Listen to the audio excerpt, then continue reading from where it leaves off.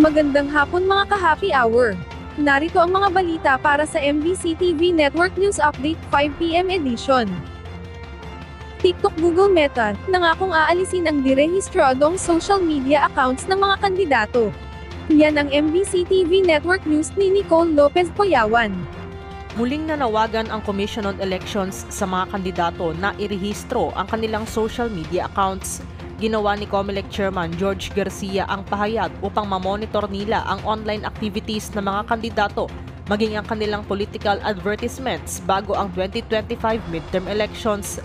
Ayon kay Garcia, voluntaryo nang nakipag-ugnayan sa kanila ang TikTok, Google at Meta o Facebook upang mabantayan ang aktibidad ng mga kandidato online. Kahapon yung ating mga platforms, nandun ang TikTok, nandun ang Google, nandun po ang Meta at sila ay nag-commit na kapag hindi nakarehistro sa atin yung mga social media accounts, at the same time yung mga post ay talaga namang wala doon sa listahan ng Commission on Elections, yan po ay kaagad nilang i-take down.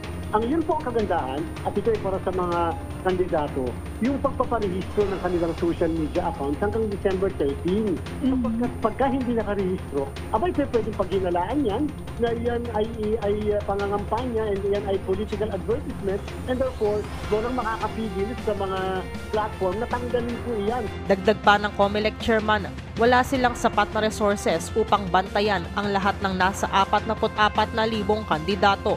Sabi ni Garcia, baka nga umabot pa sa 440,000 ang social media accounts ng mga kandidato kung bibilangin pa pati ang fake accounts. Trabahoan niya ng COMELEC na ma-regulate ang political ads sa radyo, telebisyon, dyaryo maging sa social media alinsunod sa Fair Elections Act. Ito si Nicole Lopez Poyawan para sa MBC TV Network News, una sa Pilipinas, una sa Pilipino.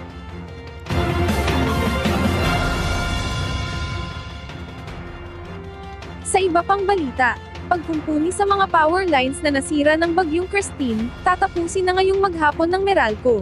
Target na tapusin ngayong araw ng Manila Electric Company ang restoration activities sa power lines na naapektuhan ng Bagyong Christine.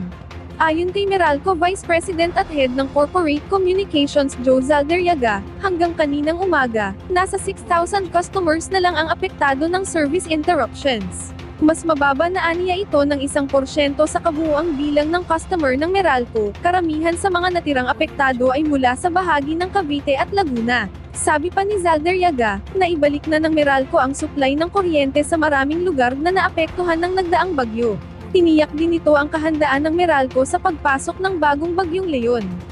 Samantala, pinakilos na rin ng One Meralco Foundation ang kanilang mga tauhan para sa pamamahagi ng relief packs at solar lamps sa mga lugar na lubhang naapektuhan ng bagyo. Bago tayo magtapos, narito na ang Christmas countdown, ngayong araw ng Linggo. 59 days na lang, Pasko na. At yan ang mga balita para sa MBC TV Network News Update 5 PM edition. Samahan ninyo kami bukas, mula alas 9 ng umaga, hanggang alas 5 ng hapon.